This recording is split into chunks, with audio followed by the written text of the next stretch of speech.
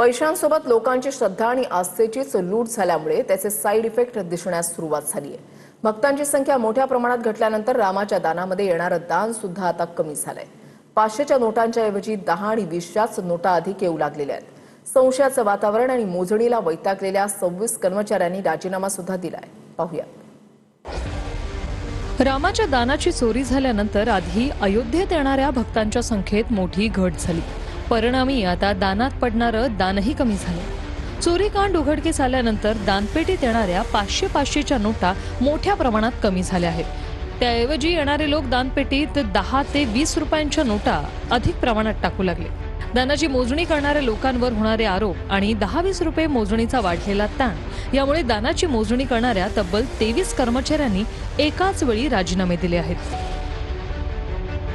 वेळ खत्म हो गई है, चोरी बाद ही हुई है। उसके पहले तो बहुत अच्छा चल रहा था हम लोगों का काम धंधा। कमा लेते थे पहले, और अभी क्या स्थिति है? प्रेजेंट टाइम पे अभी 8 से 600 रुपए कमा लेते। पहले तो वही 2500, 3000, 4000 की भी रहती थी राम जी की कृपा से। इस समय सन्नाटा चल रहा है। यात्री आ ही नहीं रहे तो क्या बताएंगे।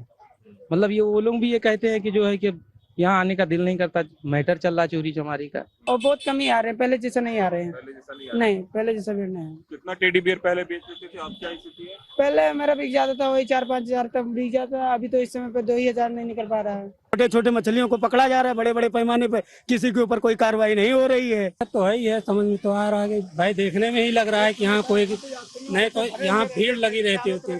बहुत ज्यादा था, 1000 रुपया कमाई होता था, इस समय 200-300 नहीं हो रही है। दिल्ली से आया हूँ और भीड़ मुझे लगता है कि बहुत कम हो गई है यहाँ पर। पहले तो बाहर तक लाइन लगी रहती थी, अभी तो लोग भी नहीं है, ऑटो वाले भी खाली घूम रहे हैं। का चला है तब से पब्लिक आना एकदम बंद हो गया है। अब भीड़ एकदम 10% भी नहीं है। कमी किमतीच्या नोटांची संख्या दानात येऊ लागल्यामुळे मोजणीचा ताण वाढलाय। याशिवाय खुद्द खजिनदार गोविंदगिरींनीच ट्रस्टी चंपतराय यांना चारित्र्यपणाचं सर्टिफिकेट देत मुख्यत्वे मोजणी करणारे राम मंदिराचे कर्मचारी आणि SBI बँकेच्या कर्मचाऱ्यांवर खापर फोडलं।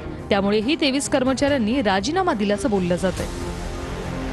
ट्रस्टियों ने विश्वासघात नहीं किया है, ध्यान रखना। ये विश्वासघात जो हुआ है ये हमारे चंपत राय जी के, जो स्वयं एक अत्यंत श्रेष्ठ महापुरुष है ऐसा हम मानते हैं, उन्होंने गलत लोगों का विश्वास किया और उन लोगों को इतने वर्षों तक अपने पास पाला। उन लोगों के द्वारा किया गया ये ट्रस्ट का विश्वासघात है। कुछ लोगों का आरोप है कि कुछ लोगों ने चंपत राय जी से शिकायत की, फिर उन लोगों को काम से हटा दिया गया। वो लोग ये प्रश्न आपको प्रश्न चंपत राय जी से पूछना चाहिए, ये मुझे नहीं पूछना चाहिए। और जो चोर होता है ना, उस चोर का भी अपना कैलिबर होता है। जो ये नोट को सही करके और थक्की लगा करके गिनने वाला है, वो अगर चुराएगा भी कितना चुराएगा, 10-20 नोट चुरा लेगा। जो बड़ी चोरी है वो तो बड़े लोग करते हैं, उस बारे में क्या है? उस बारे में तो कोई FIR ही नहीं है। हाँ, वही तो कह रहे हैं कि 8 लोगों का FIR हो गया, वो केवल गिनने वालों के ऊपर हो गया। जो गिनवा रहा था और कहाँ भेजना है कितना तय कर रहा था, उसका कहाँ नाम आया अभी?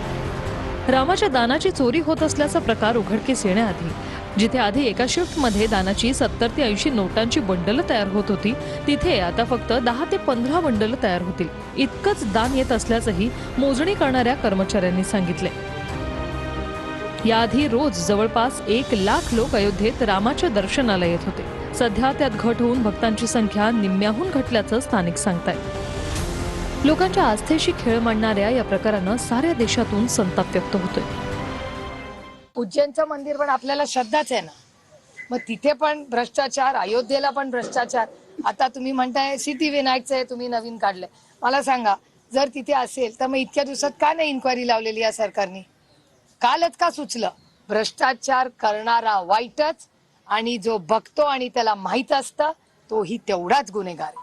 इथे जर भ्रष्टाचार होणार असेल तर भारतीय जनता पक्षाला, फक्त मला नाही, या प्रत्येक भारतीयाला उत्तर द्यावं लागेल। काँग्रेस पक्षाच्या विरोधात आणि राष्ट्रवादीच्या विरोधात रान पेटवलं होतं की आम्ही भ्रष्टाचारी आहोत म्हणून, त्यातले अर्धे घेतले। खोटे आरोप केले असेल तर तुम्हाला माफी मागावी लागेल आमच्या नेत्यांना की हो आम्ही तुमच्यावर खोटे आरोप केले। त्याच्यामुळे भारतीय जनता पक्षाला आज भ्रष्टाचाराचा ही काढायचा अधिकार राहिलेला नाही। राम मंदिर लुटीच्या प्रकरणामध्ये जो देशात असंतोष आहे, आजही मुख्य आरोपी पकडले गेले नाही, आजही ती लूट सुरू आहे। आणि स्वतःला हिंदुत्ववादी समजणाऱ्या संस्था आणि संघटनांनी पुरस्कृत केलेले डाकू आणि चोर आजही अयोध्येमध्ये आहेत. त्यांनी राम मंदिराची आणि रामाची पूर्ण बदनामी केलेली आहे आणि म्हणून शिवसेनेनं रामरक्षा आंदोलन जे सुरू केलं आहे त्याचं एक पहिला टप्पा मुंबईत पार पडला.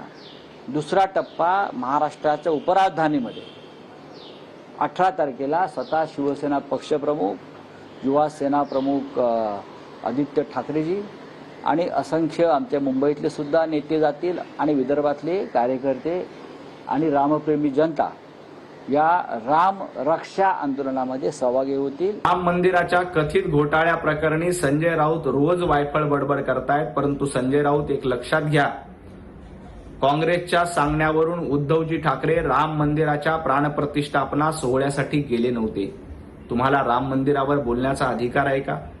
मंदिर वही बनाएंगे, तारीख नहीं बताएंगे असं म्हणून राम आंदोलनाची खिल्ली उडवणारे तुम्हाला रामाबद्दल बोलण्याचा अधिकार आहे का?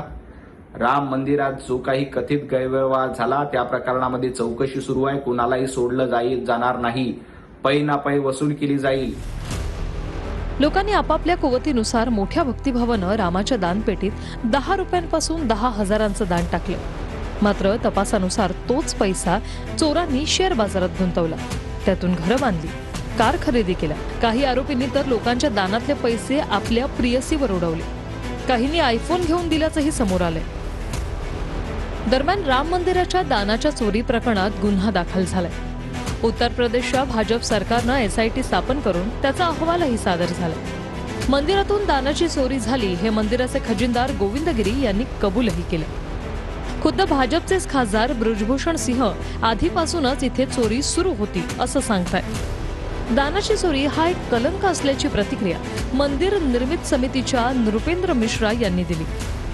मात्र महाराष्ट्र भाजपातले काही जण दान चोरीचा उल्लेख कथित चोरी असा करतायत. कथित म्हणजे जे अद्याप सत्य आहे याची पडताळणी झालेली नाही किंवा जे फक्त बोललं जाते, चर्चेत आहे किंवा संशयित आहे असा त्याचा अर्थ होतो.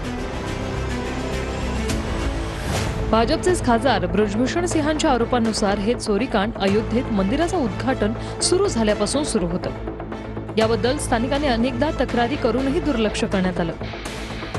राम मंदिर परिसरात शेकडो CCTV कॅमेरे आणि शेकडोंच्या संख्येने पोलीस बंदोबस्त तैनात होता.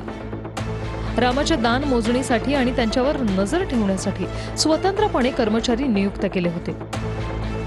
त्यामुळे इतके दिवस ही चोरी कशी काय सुरू होती, ट्रस्टी काय करत होते हा प्रश्न अनुत्तरित आहे. मात्र ट्रस्टचे खजिनदार गोविंद गिरी मुख्य चोर केवळ कर्मचाऱ्यांनाच मानत आहेत. Bureau report, TV9 Marathi.